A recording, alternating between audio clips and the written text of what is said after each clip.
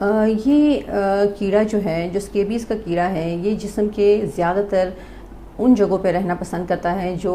جن کا ٹیمپریچر زیادہ ہوتا ہے، جو گرم ہوتے ہیں، جیسے کہ بغل، پیشاب والی جگہ، ناف اور ہاتھوں پاؤں کی انگلیوں کے درمیان، ان جگہوں پہ۔ لیکن یہ اس کے علاوہ پورے جسم پہ بھی آ سکتا ہے، پیٹ پہ بھی آ سکتا ہے، پیٹھ پہ بھی آ سکتا ہے۔ چہرے کے علاوہ یہ جسم کے کسی بھی حصے پہ اپنا دانے پروڈیوس کر سکتا ہے۔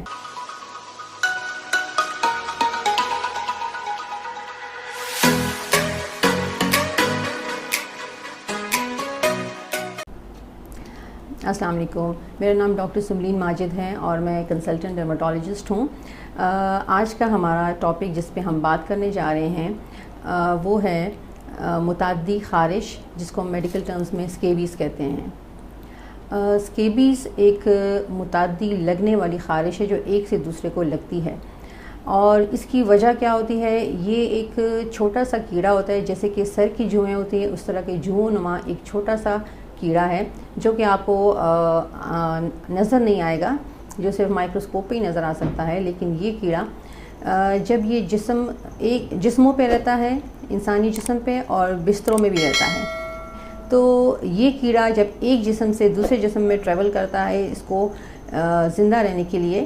انسانی جسم پہ رہنا ضروری ہوتا ہے، تو یہ ایک سے دوسرے میں ٹرانسفر ہوتا ہے۔ تو یہ اسی کیس میں ٹرانسفر ہوتا ہے جب آپ کسی سے ہاتھ ملاتے ہیں، یا اسکن سے اسکن کا کانٹیکٹ ہوتا ہے، یا آپ کسی کے انفیکٹڈ پرسن کے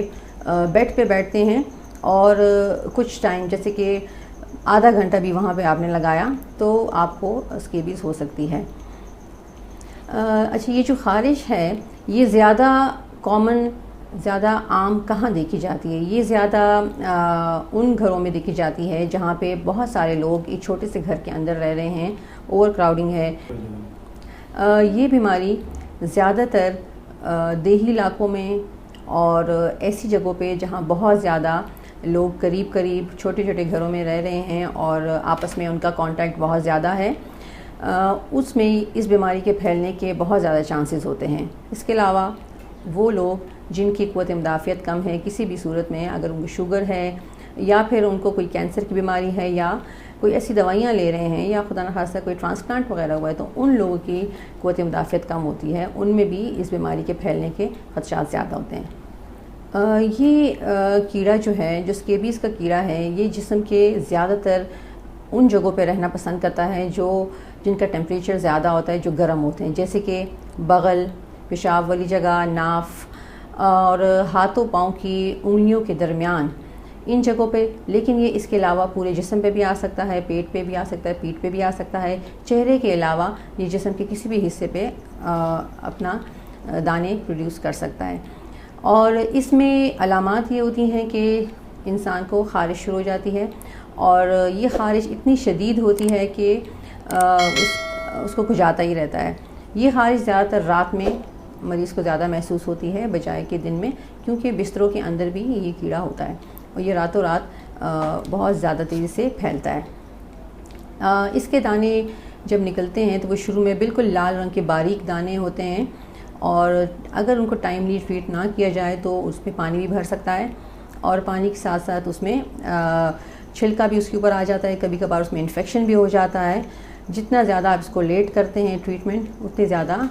تکلیف بڑھتی چلی جاتی ہے۔ جیسے کہ میں نے آپ کو بتایا کہ یہ ایک لگنے والی خارش ہے، تو اس کا علاج بھی آپ نے اس لحاظ سے کرنا ہے کہ پہلے تو آپ نے خود اپنے گھر میں احتیاط کرنی ہے۔ اگر تو آپ کو لگے کہ آپ کے آس پاس یا آپ کے گھر میں کوئی ایسا مہمان آیا ہے جس کو خارش تھی، تو پہلے ہی اس کے بستروں کو آپ دھوپ لگوا لیں، جہاں وہ بیٹھے ہیں ان جگہ وہ چیزیں آپ صاف کر لیں، اور اگر آپ کو خارش لگ جاتی ہے تو پھر اس کے لیے ڈاکٹر کے پاس ضرور آئیں، تاکہ آپ کو کچھ ایسی دوائیاں دی جائیں جس سے آپ کی بیماری کو ہم کنٹرول کر سکیں۔ اس کے لیے ہم لگانے والے لوشنز بھی دیتے ہیں جو پوری رات لگے رہتے ہیں جسم پہ، اور 12-13 گھنٹے اس کو لگانے کے بعد ہم پیشنٹ کہتے ہیں کہ وہ نہا لیں، اور جتنے ان کے بستر ہیں، کپڑے ہیں، جو بھی کپڑے نما چیزیں جس کمرے میں پڑی ہوئی ہیں، ان سب کو دھوپ لگوائیں، ان سب کو دھوئیں۔ اگر دھل سکتی ہیں تو دھو لیں گرم پانی میں، اگر نہیں تو ان کو دھوپ لگوائیں 2 دن کے لیے، اور بستروں کو بھی جھاڑ دیں، کیونکہ ان بستروں میں دوبارہ سونے سے دوبارہ ہو سکتی ہے خارش۔ اس کے علاوہ لوشن کے علاوہ اگر تو بہت زیادہ یہ دانے بہت زیادہ بنے ہوئے، پیشنٹ کو بہت زیادہ سیویئر ڈیزیز ہے، تو اس کیس میں ہم کچھ ایسی دوائیاں بھی دیتے ہیں جو کیڑے مار دوائیاں ہوتی ہیں، ان کے لیے ہم وہ بھی دیتے ہیں، جس سے بھی بہت افاقہ ہوتا ہے۔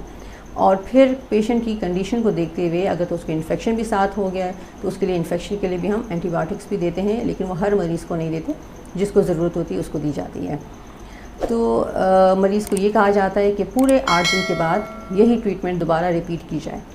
کیونکہ ایک سائیکل ہوتا ہے اس کیڑے کا کہ وہ 8 دن بعد پھر اس کے انڈوں سے بچے نکل آتے ہیں۔ تو جتنے آپ نے پہلی ٹریٹمنٹ میں ختم کر دیے، جو تھوڑے بہت رہ جاتے ہیں، تو 8 دن کے بعد وہ مزید ختم ہو جاتے ہیں۔ کوشش کریں کہ